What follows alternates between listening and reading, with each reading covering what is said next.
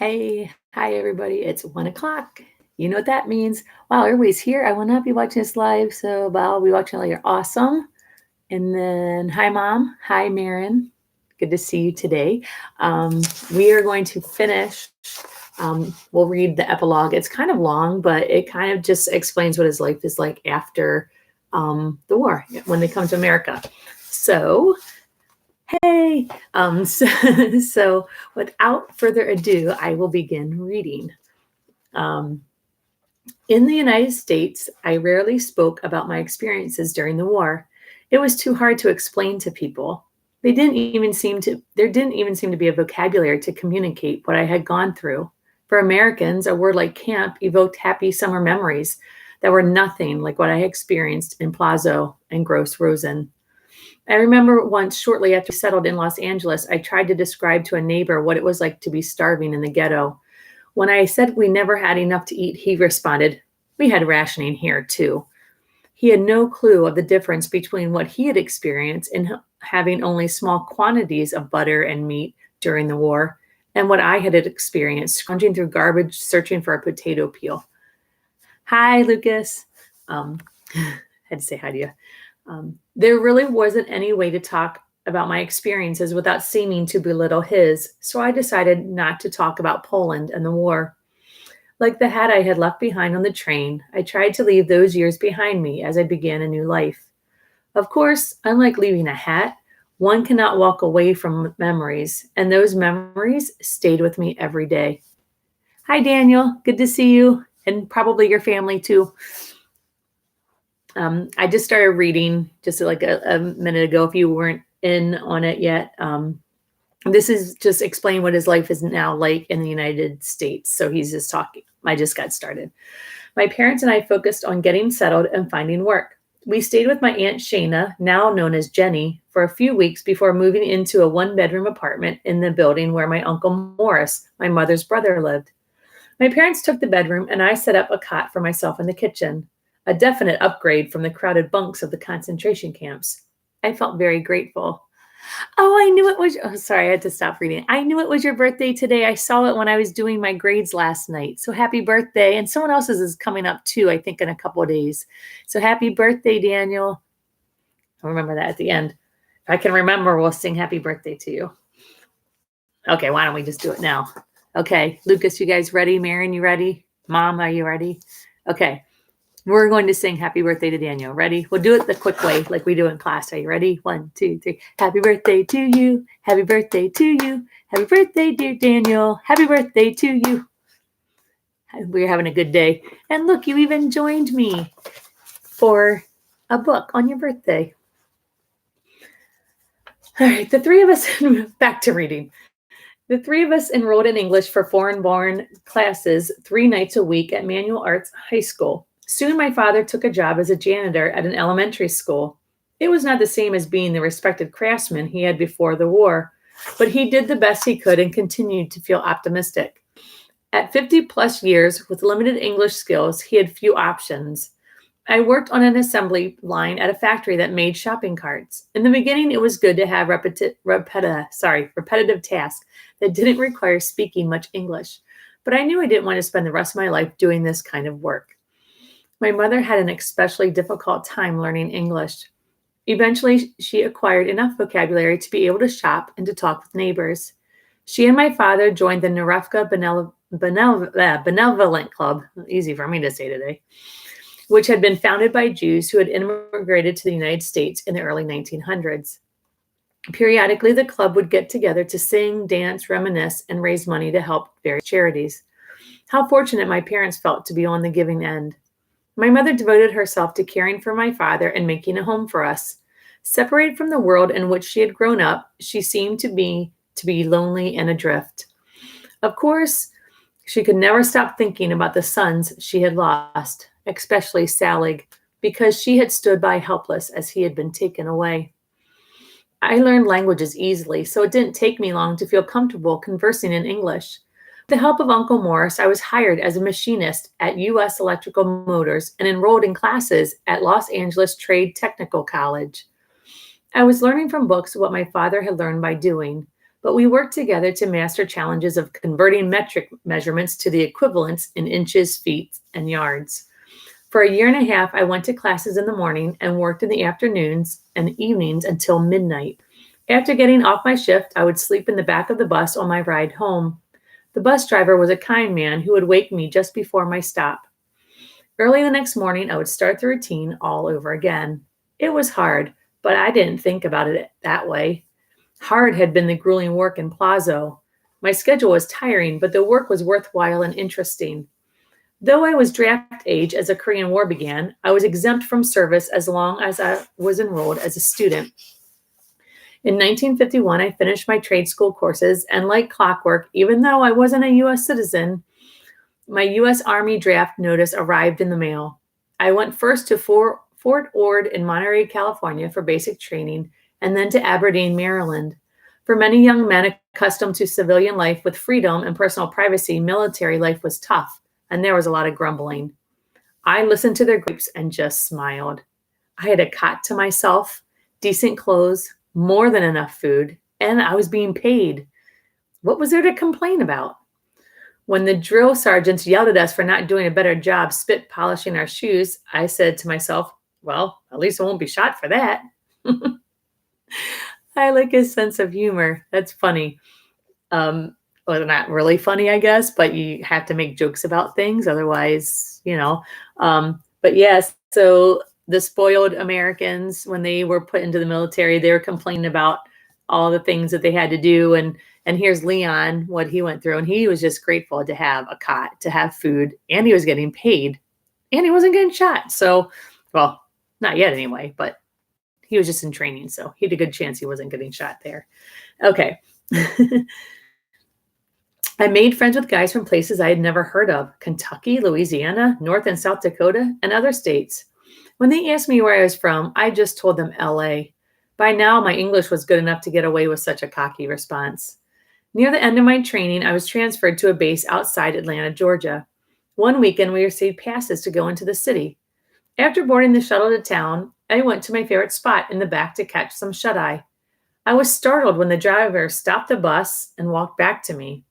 "You can't sit there," he said. "The back seats are for Negroes. You have to move to the front of the bus." His words hit me like a hard slap.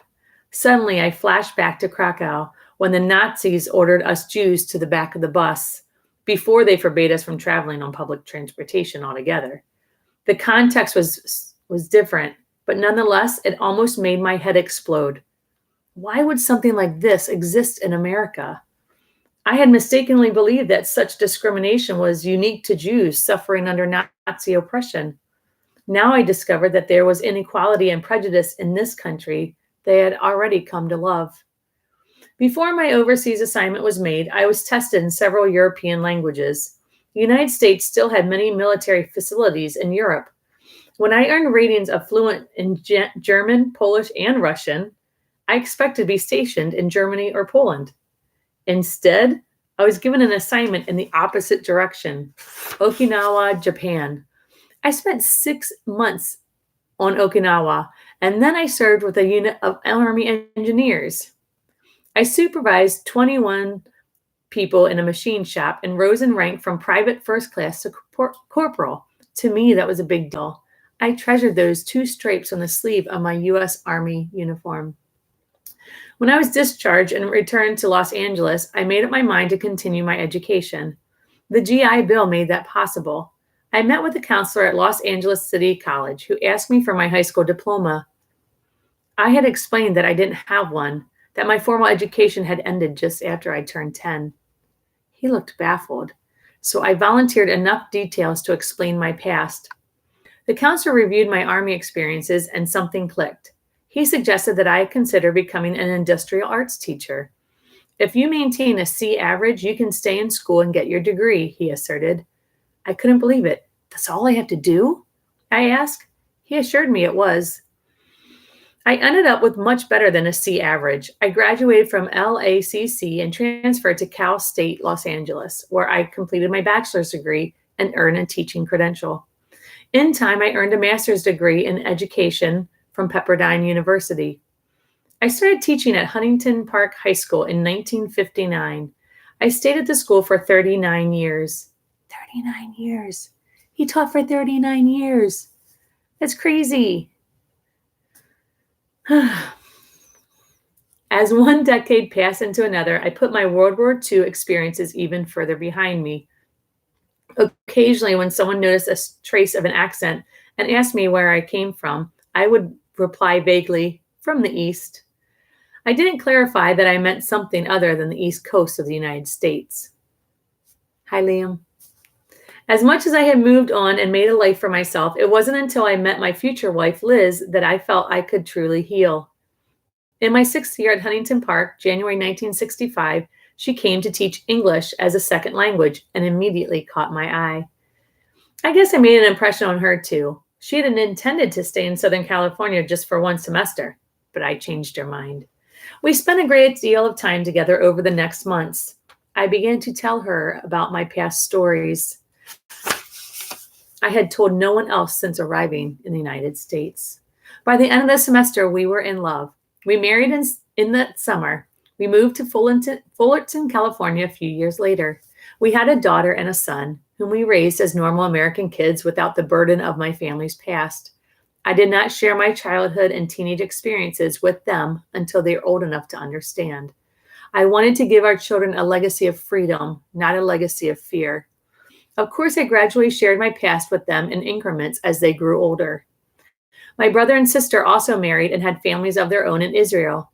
David has 3 boys and a girl and still lives in kibbutz, famous for its orchards and its exports of fruit concentrates and tropical fish. Paisha changed her name to Aviva after she immigrated to Israel. She had 3 children and 6 grandchildren and a baby great-granddaughter.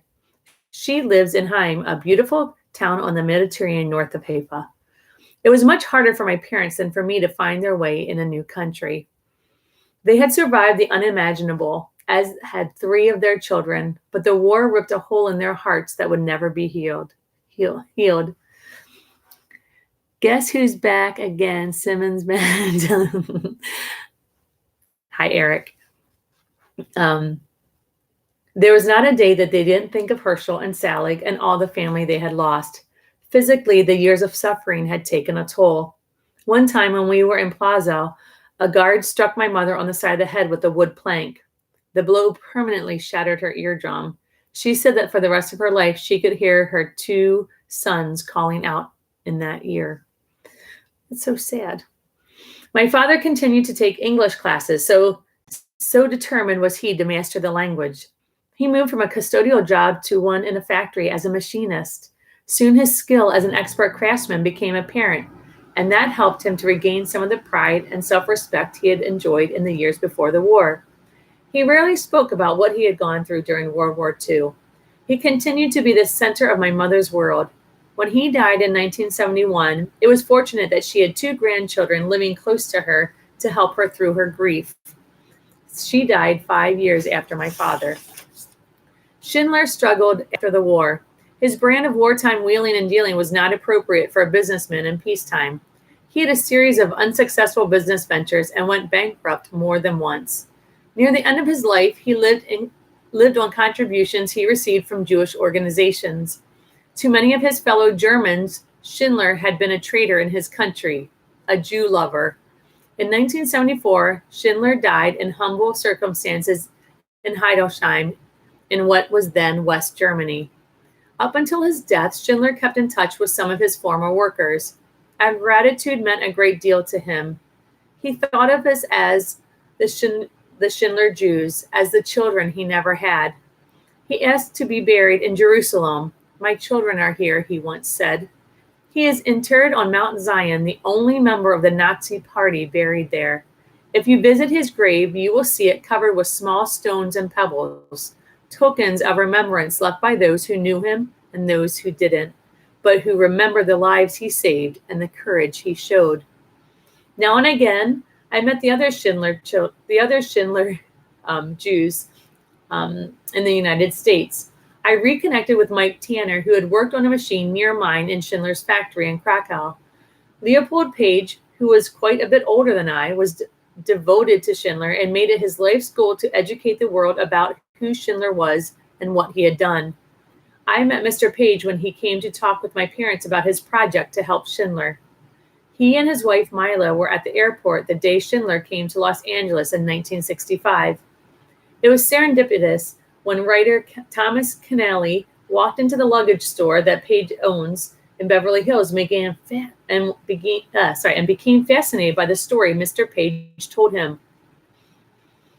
Page celebrated the publication of Keneally's book, Schindler's Ark, or in the United States it's known as Schindler's List, in 1982, and contributed valuable insight to the 1993 Steven Spielberg's film Schindler's List.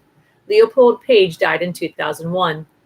Page's wife Mila, who is also on the list, is still living and is a dear friend. She is the last surviving founding member of the 1939 Club, an organization of Holocaust survivors, mostly from Poland, and their descendants. My own life changed with the release of Spielberg's movie Schindler's List. Until the film, I had remained mostly silent about my past. When there was such an enormous interest in the movie, I began rethinking my reluctance to talk about my experiences.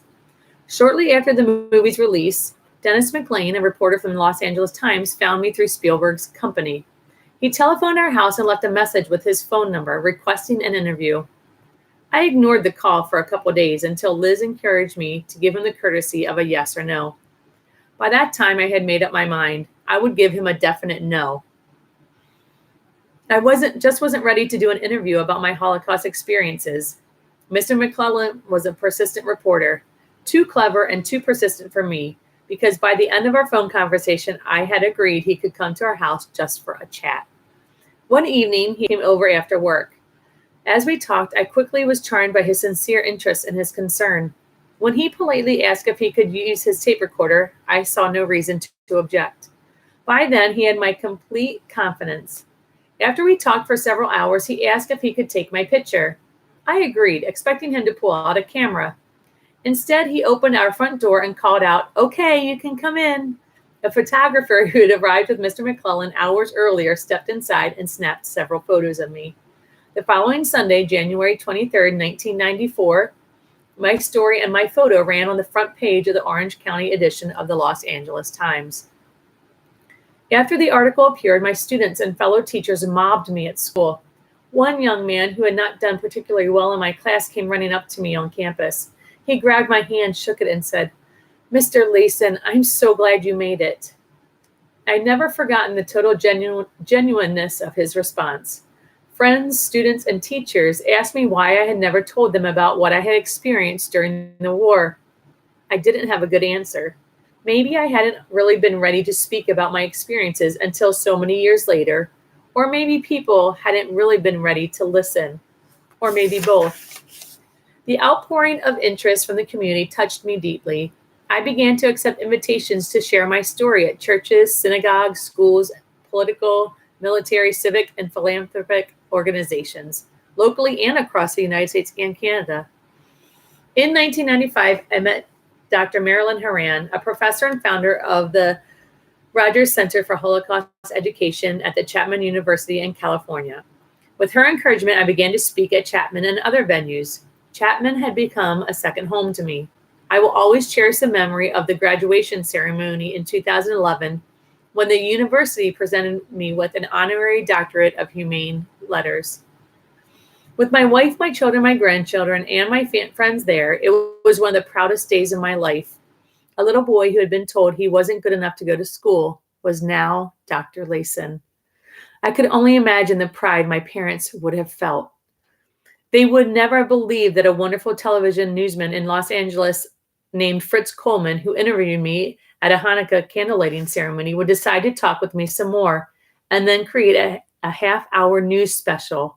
My Story, A Child on Schindler's List, was broadcast on KNBC in December 2008.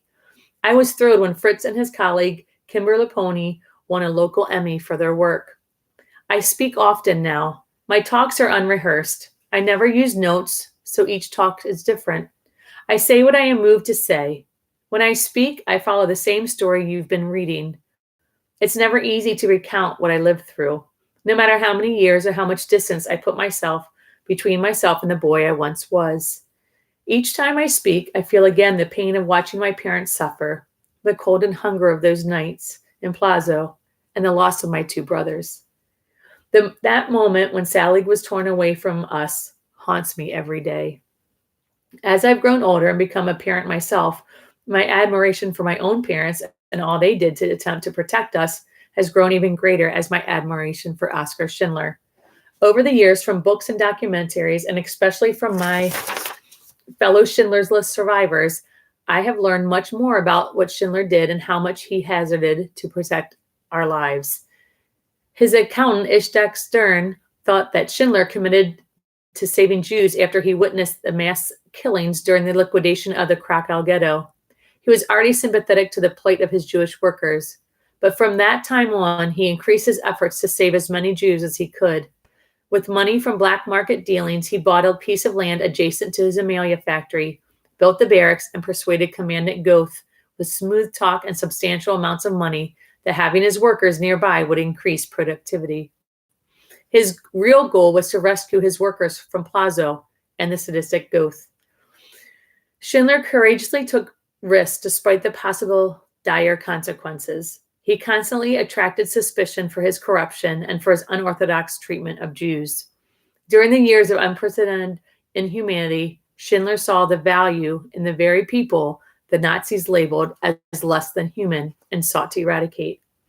For the most part, he wooed those in authority and those who were surely his enemies by showering them with generous bribes and gifts that were simply too tempting for most high-ranking Nazis, camp commandants. And he certainly knew how to throw a party. In 1943, Oskar Schindler was arrested and briefly jailed for his black market activities. That same year, the Nazis threatened to close his factory if he didn't switch from producing enamelware to making armaments. Schindler was forced to agree, but ironically, that changed what was saved our lives near the end of the war when Schindler argued that his expert workers had to be moved to Brunlitz. An argument that he had essential, we've heard that word a lot lately, essential. An argument that he had essential enamelware workers wouldn't have meant anything to the decision-making, but the argument that we were essential to Germany's munitions production did. When other German factory owners took their profits and fled Krakow, intent on saving their lives and fortunes, Schindler increased his efforts to save his Jews. Had he not done so, most of us would have died in Auschwitz or other camps. Even though we were close to starving at the end of the time in Brunlitz, we managed to survive because Schindler chose to spend his fortune on buying us food. He did everything in his power to protect us. Thanks to him, it turns out that I didn't die from the last bullet of the war after all. As a Jewish kid during those times, I fought to live every day. I didn't have a choice. As an influential Nazi, Schindler did have a choice. Countless times he could have abandoned us, taken his fortune, and fled. He could have decided that his life depended on working us to death, but he didn't. Instead, he put his own life in danger every time he protected us for no other reason than it was the right thing to do. I am not a philosopher, but I believe that Oskar Schindler defines heroism. He proves that one person can stand up to evil and make a difference. I am living proof of that. I recall a television interview I once saw with the scholar and writer Joseph Campbell. I never forgot his definition of a hero. Campbell said that a hero is an ordinary human being who does the best of things in the worst of times. Oskar Schindler personifies that definition. For years after the war, I searched for my brother Salig in crowds. I would see a young man who resembled him, and for a second, I would feel a surge of hope. He's come back, I thought. He escaped. If anyone could do it, my superhero brother could. Each time, hope turned into bitter disappointment. Salig had not escaped. He did not magically reappear, not in the ghetto, not anywhere. Years later, I learned that no one had survived from the transport that took Salig and Miriam to Belgium. My wife Liz and I still live in Fullerton, California, where we settled on our 6th anniversary in 1971. Our daughter, Constance, and her husband live in Virginia and have 3 sons. Tyler has the middle name Jacob to honor the memory of their grandfathers. Our son, Daniel, and his wife, Camille, live in Los Angeles and have 1 daughter, Mia, and twin sons, Benjamin and Silas. Daniel has the middle name Salig, I'm gonna cry. See how I am? Sorry. So does his son Benjamin. Both Stalig's name and something of his spirit live on in them. I am certain of it. And this was written Leon Layson, September 15th, 2012.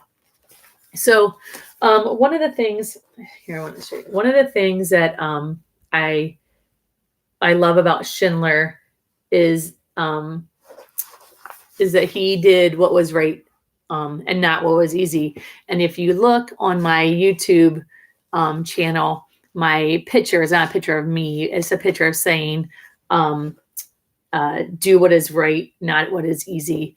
And that's what Schindler did. He went through his life sacrificing many things that he could have had to save other people because it was the right thing to do. And it certainly wasn't easy. I think about Schindler, how he knew that life was valuable, and no matter who they were and what people look like, he knew that life was valuable, and is pretty admirable. I would definitely say that would be a hero in my book. Hi, Emma. I see you. Sorry, I saw you earlier. I was trying to finish up my reading. This is a picture of kind of like what Schindler's List looks like. And down here, let's see. You'll see, I don't know if you can see it, but it says Daniel Layson, Labe Layson, and then Moshe right there. So Labe is Leon. He's right there. That is, and he was number 2. What did he say? He was 289, and Moshe was 290, and his brother is 280. Can't even read because it's so small. And then in the book, there are some pictures. I'll show you the pictures. See if you can see them. But so this is a picture of, let's see. This is a picture of Salig, Herschel, Hannah's in there. Hannah, his mom, David, and Pasha. So that's them. And this is a picture of Leon, his mom, and his dad.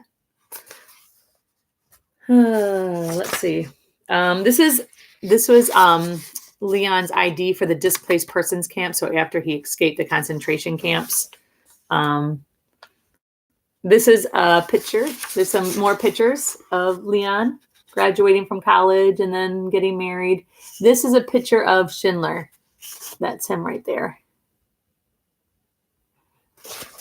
And let's see. Oh yeah, and here's another picture of Schindler too, with his Leon's wife, David. Yeah. All right. So, and then here's Leon as he got older with his grandkids. Oh, look.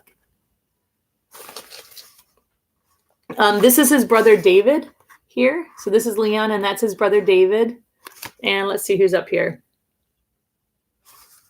I don't know who that person is. So what I wanted you to know, this is something from his wife, and I'm going to read this to you as afterward. It's just a little bit, but I want you to know what happened to Leon Layson because, well, you'll hear. Leon Layson died on January 12th, 2013. For more than 3 years, Leon suffered from T-cell lymphoma. He was very brave through the ordeal. He never lost his kind ways nor his sense of humor. He knew Peter Steinberg had agreed to handle his manuscript, but he did not live to know that Anthony would publish his book.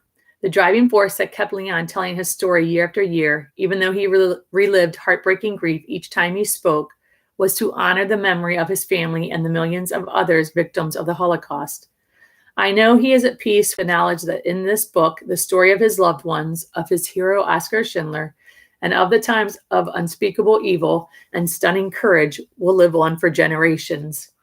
It seems to me that for those of you who never knew Leon personally, the best way to help you understand the man whose story you just read is to share with you the tribute his daughter and his son read at the memorial service. Their words that follow are slightly condensed from the original. All right, do you want me to read that, what his kids said about him at his funeral? It's pretty long. How about I do that Monday? All right, we'll do that Monday. So why do I read this book to you? And some people say that some of the things in it are hard, and they are hard to hear. I read it because I want Leon's story to live on, and I want people to learn from history and learn the good things. So when evil things do happen, when bad things do happen, there is always good in those times. And one of those good things was Oscar Schindler. So showing courage and the love of a family trying to protect each other. So there's many good things, even when things seem bad. So anyway, happy birthday, Daniel. Hi, everybody. I'm glad to see you are here. I missed you guys, and I will probably be back at 1 o'clock on Monday. I'll let you know. I have to post some things in Seesaw on Monday. So if you go into Seesaw, I'll let you know what's happening. I'll come back on. I might change the time that I read to the morning because it's kind of right in the middle of the day, as you know. So I might be changing the time to a little earlier in the morning, maybe like 10 o'clock. I will let you know. Monday, let's plan on just doing 1 o'clock again, but I think I'll change it to 10 o'clock from now on when I'm reading. I just figured I'd read some other stories to you. I'm not sure what I'm going to read you. I brought a whole bunch of things home from school the other day. So hi, Maren. Hugs to you too. Thank you for my hugs today. I hope you guys have a great day. It's Friday, but it doesn't even really matter, I guess, anymore that it's Friday because it doesn't seem like a weekend because it's been every day has been a weekend, I guess. So I miss you guys terribly. I hope you take care of yourselves. Love you. Goodbye, people.